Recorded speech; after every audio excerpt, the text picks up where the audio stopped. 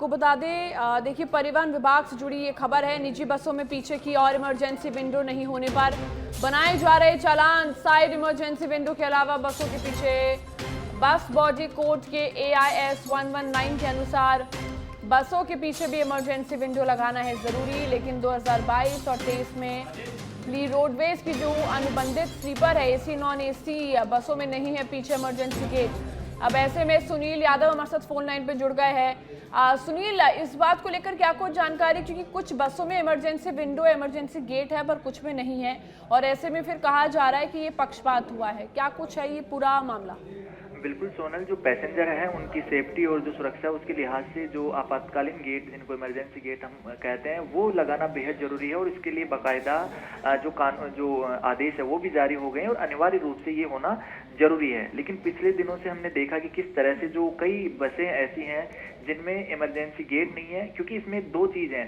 पहले emergency window जो side में होती थी, उसके अलावा क्योंकि वहां पर जब आपातकालीन स्थिति होती है, कई बार देखा कि बस में आग लग गई या किसी अन्य तरह की जो आपातकालीन स्थिति होती है, तो छोटी विंडो से निकलना काफी मुश्किल हो जाता है पैसेंजर्स के लिए।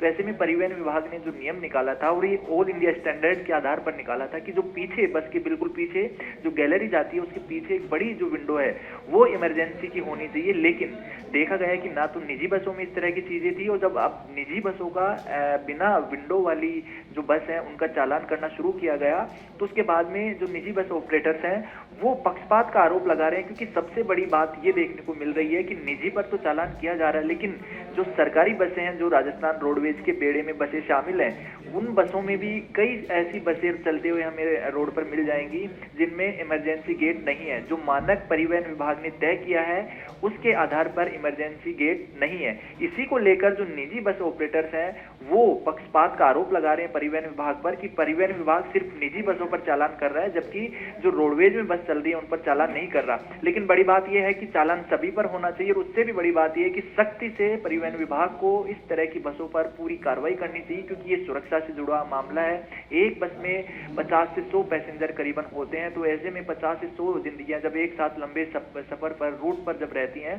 तो बिल्कुल उनकी सुरक्षा का भी जो ध्यान रखना बेहद जरूरी है। और जो सबसे बड़ी बात है, किसी भी बस में फर्स्ट एड जो बॉक्स है, वो फायर सेफ्टी की पूरे जो इंस्ट्रूमेंट्स हैं वो होने चाहिए, और उनसे ज्यादा जरूरी है कि जो इमरजेंसी विंडो है ये होनी चाहिए, और इमरजेंसी विंडो बड़ी होनी चाहिए। इसी वजह से बस के पीछे इमरजेंसी विंडो का जो अनिवार्य किया गया था और अब वो नहीं है, तो इसको लेकर परिवहन विभाग यहाँ पर चालान कर रहा है। जी ठीक है सुनील, आपका शुक्रिया तमाम जानकारी के लिए।